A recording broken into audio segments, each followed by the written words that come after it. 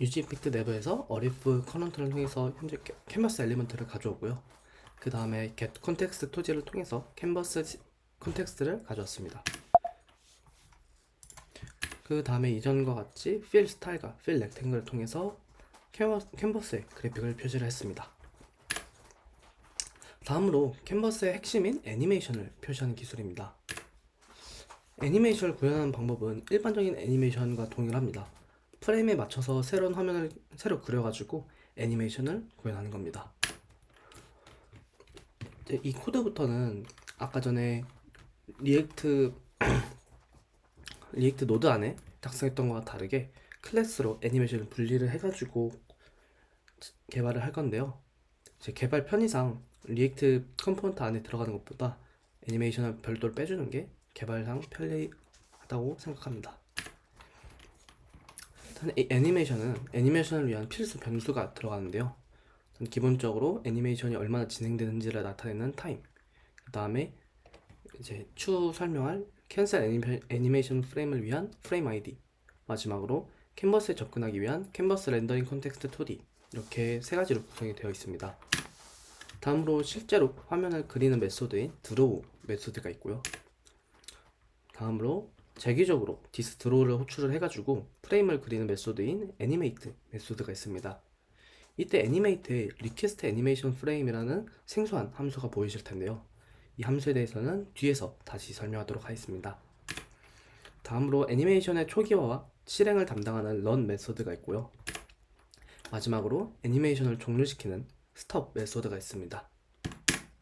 여기서 리퀘스트 애니메이션 프레임이라는 조금 생소한 함수를 보실 수 있는데요. 이 리퀘스트 애니메이션 프레임은 브라우저에게 다음 프레임에 콜백 함수를 실행하도록 요청하는 함수입니다. 아래 보이시는 코드처럼 리퀘스트 애니메이션 프레임, 디스 애니메이트 바인드 이런 식으로 진행을 하고요. 여기서 왜 바인드 디스가 추가가 되었냐면 지금 애니메이션 같은 경우는 클래스 안에서 실행이 되는데 이 리퀘스트 애니메이션 프레임을 통해서 콜백 함수로 실행을 하게 되면 이 콜백 함수에서 제공이 된 디스는 이제 클래스 인스턴스의 디스가 아니라 이제 윈도우 혹은 그 리퀘스트 애니메이션 프레임이 윈도우가 디스로 들어가기 때문에 이제 이 클래스를 참조할 수 있도록 하기 위해서 디스를 명시적으로 바인딩을 해주었습니다. 근데 왜 set 인터벌이나 set 타임아웃 같은 특정 시간 뒤에 혹은 반복해서 실행하는 함수가 있는데 왜 이걸 사용하지 않을까요? set 인터벌이나 set 타임아웃 같은 함수의 경우 자바스크립트가 화면을 그리는 주기에 맞지 않기 때문에 화면이 끊기거나 혹은 불필요한 프레임이 생길 수 있습니다. 지금 보시는 것처럼 화면에 set 인터벌 간격이 실제로 화면이 그리는 간격과 맞지 않기 때문에 일정 부분에서는 화면이 이 프레임이 다 멈춰서 끊기는 현상이 생길 수도 있고 혹은 이 16ms보다 너무 자주 실행이 될 경우 실제로 화면에는 필요하지 않음에도 화면을 그리게 되어가지고 불필요한 프로그래밍 자원 낭비가 일어날 수 있습니다. 이때 여기서 16ms라고 말씀을 드렸는데 이 16ms는 60fps 환경을 가진 모니터 혹은 디스플레이에서 해당되는 말이고요. 만약에 60프레임이 아닌 120프레임 같은 좀 더 60프레임이 아닌 주사율을 가진 디스플레이의 경우는 60ms가 아니라 만약에 120프레임 같은 디스플레이는 8ms 이런 식으로 조금씩 달라질 수 있습니다. 리퀘스트 애니메이션 프레임은 set 타임아웃이나 set 인터뷰가 다르게 화면이 갱신되는 주기에 맞춰가지고 실행됩니다. 그렇기 때문에 리퀘스트 애니메이션 프레임이 화면 재생 빈도, 재생 간격, 여기서는 16ms 안에 정상적으로 동작을 한다면 끊김없이 재생할 수도 있고 또 과도하게 프레임을 그리지 않기 때문에 불필요한 실행을 막을 수도 있습니다. 정리하자면 이렇습니다. 리퀘스트 애니메이션 프레임은 디스플레이 주사율에 맞춰서 실행이 되고요.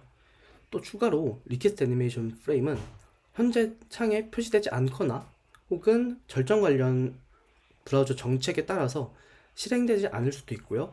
느리게 실행될 수도 있습니다.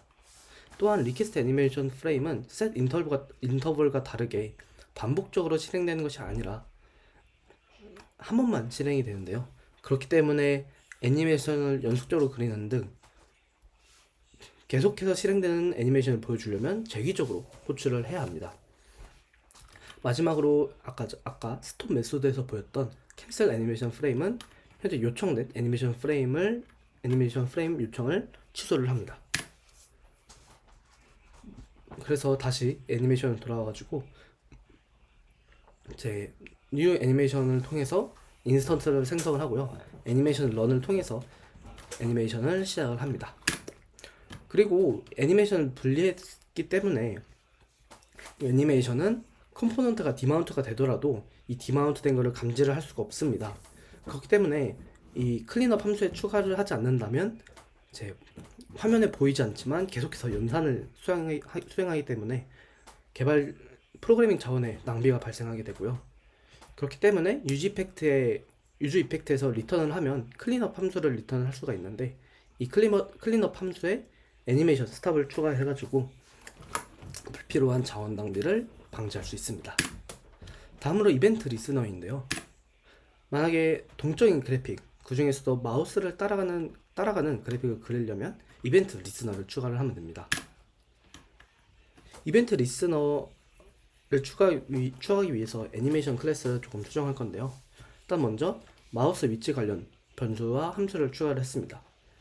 마우스 포스를 통해서 현재 마우스의 위치를 클래스 안에 변수로 가져왔고요. 업데이트 마우스 포스로 이제 add 이벤트 리스너의 콜백 함수로 전해질 함수를 만들어 주었습니다. 위에서 마우스 포스 변수를 선언을 했는데 해당 변수를 드로우 안에 화면을 그리는 코드 안에 추가를 해가지고 마우스 포스 위치에 따라서 이제 화면이 달라지게 만들어 주었고요. 다음에 이벤트 리스너를 추가를 해가지고 마우스 무브 이벤트를 리스닝하게 했습니다. 아까 전과 똑같이 이제 캔버스 애드 이벤트 리스너를 하면 디스가 캔버스 엘리먼트로 바인딩이 되는데요. 여기서는 캔버스에 바인딩 되는 게 아니라 클래스에 바인딩이 되어야 되기 때문에 바인드 디스를 통해서 명시적으로 클래스 인스턴스를 바인딩 할 수 있도록 만들어 주었습니다. 마지막으로 애니메이션 종료 시 이벤트 리스너도 같이 삭제를 했습니다. 이를 조금 더 응용하면 풀스크린 캔버스를 만들 수가 있는데요. 그럼 풀스크린 캔버스는 CSS로 못 만드냐? 라고 말씀하실 수 있는데 대부분의 경우는 못 만듭니다. 왜냐면 정확히는 만들 수 있는데 한계가 있습니다. 기본적으로 캔버스는 크기를 구체적으로 정해줘야 합니다. 맨 처음에 말씀드린 대로 위드와 헤이트를 지정을 해줘야 되는데요. 근데 이때 이 위드와 헤이트가 디스플레이 크기 이런 식으로 가변적인 값이 아니라 고정적인 값이기 때문에 이 크기를 맨 처음 화면 크기로 맞출 경우 브라우저의 창이 줄어든다든지 이런 식으로 화면 크기가 변경되었을 때 반영되지 않습니다. 그렇기 때문에 화면 크기가 변할 때마다 자바스크립트를 통해서 캔버스의 크기를 변경을 시켜줘야 합니다. 이제 여기서 리사이즈라는 메소드를 추가를 해가지고 현재 캔버스와 위드와 헤이트를 윈도우의 위드와 헤이트로 만들어주는 메소드를 하나 만들어주고요. 다음으로 윈도우에 리사이즈 이벤트 리스너를 붙여가지고 이 앞서 만든 리사이즈 메소드와 연결을 시켜주었습니다. 스톱에도 마찬가지로 리사이즈 이벤트 리스너를 삭제를 했습니다. 이렇게 해서 전체 화면 캔버스를 구현할 수가 있습니다. 마지막으로 이 모든 거를 종합해가지고 백그라운드를 하나 만들어 볼 건데요. 우리가 이번에 만들어 볼 백그라운드는 지금 화면에 보이시는 것처럼 애니메이션 안 들어가 있는데 완전 검은색 배경이 있고 그 앞에 약간의 밝은 빛들이 움직이는 걸 만들어 볼 예정입니다. 이 그래픽은 이제 제가 제 개인 웹사이트에서 적용한 모습인데요. 아까 전에 맨 처음에 소개해드렸던 현우 공간, 제 포트폴리오 웹사이트인 현우 공간과 제 개인 웹사이트인 현스태브 이 두 사이트에 적용이 되어 있습니다. 여기서는 코드로 나타내면 너무 복잡해지기 때문에 이제 구현 방법은 간단하게 알려드리겠습니다. 먼저 아까 전에 만들었던 풀스크린을 통해 가지고 화면 전체를 캔버스를 설정을 하고 그 안에 랜덤한 위치에다가 원을 추가를 합니다.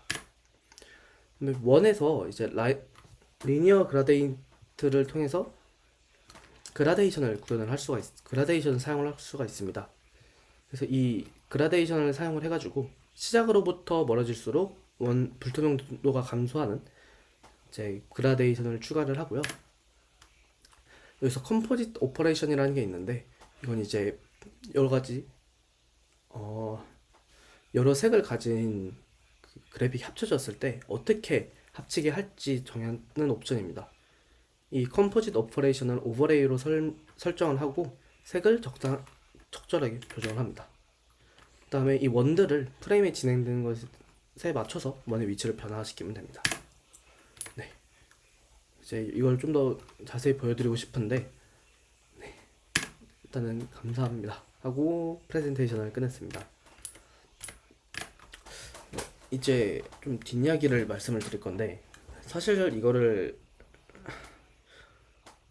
연사 발표 자료를 만드는 게 너무 짧았습니다. 이게 원래는 한 2, 3일 정도는 날을 잡고 만들었어야 되는데, 이게 제가 바빴어가지고 이제 다른 프로젝트 진행을 하고, 프로젝트가 두 개, 세 개가 엮여 있어가지고 그거 진행되는 상태에다가 이제 발표 날짜 전날에 MT가 있었어가지고 바로 전날에도 작업을 못하고, 그래서 거의 하루 만에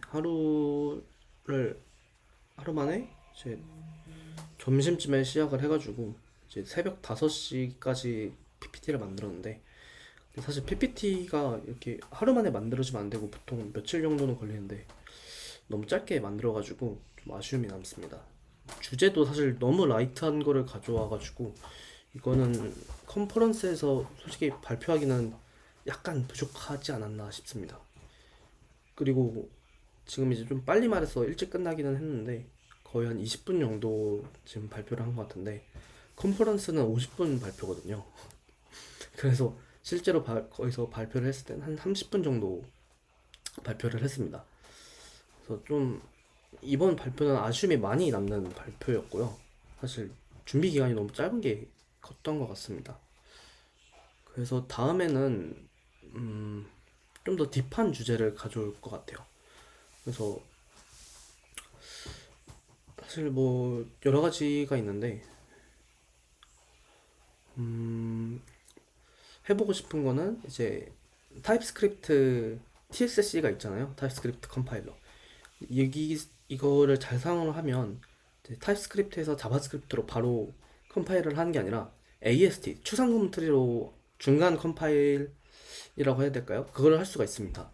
그래서 제가 예전에 그 개발 과제로 자바스크립트 인터프리터를 만드는 거를 한번 했었거든요. 근데 거기서 약간 아쉬운 게 제 그 추상구문 트리를 실제로 코드로 실행을 하는 인터프리터는 만들었는데, 이제 스트링으로 된 코드를 이제 추상구문 트리로 만들어준 AST 뭐라고 해야 될까요? 트랜스파일러? 아닌데 아무튼 분석기? 아무튼 소스 코드를 AST로 변환해주는 그거는 못 만들었어가지고 그거를 한번 얘기를 해봐도 재밌을 것 같고요. 왜냐면 이제 그냥 컴파일러를 만드는 걸로 하면 약간 좀 부족하긴 한데, 그걸로 해서 정적인 개발 문서 생성 이 정도는 괜찮지 않을까 싶습니다. 엔드포인트 클라이언트랑 비슷한 계열이고요. 엔드포인트 클라이언트에 사용할 기능이긴 합니다. 좀 분석을 해봤는데 사실 지금은 좀 어려워가지고 아쉽게 진행을 못했고요. 아무튼 네, 그런 것도 해보고, 아니면 엔드포인트 클라이언트에 대해서도 한번 얘기를 나누고 싶고요. 네, 물론 그거는 너무 간단해가지고 이런 데브콘 정도의 컨퍼런스에 끌고 오기는 좀 어려울 것 같고요. 만약에 한다고 하면 이제 텐스택 리액트 쿼리랑 좀 엮어가지고 발표를 해도 괜찮지 않을까 싶습니다. 네, 그래서 좀 아쉬웠던 발표고요. 이제 뭐 사실 이제는 입대를 하니까 아쉽게도 조만간은 발표할 기회가 없겠지만 이제 전역하고 다시 개발로 복귀를 해가지고 다시 개발 키보드를 찾게 되면 좀 더 데브콘 말고도 좀 더 외부 강연, 외부 발표 같은 것도 많이 나가보려고 생각을 하고 있습니다. 네. 그래서 지금까지 데브콘 발표였고요. 지금까지 들어주셔서 감사했습니다.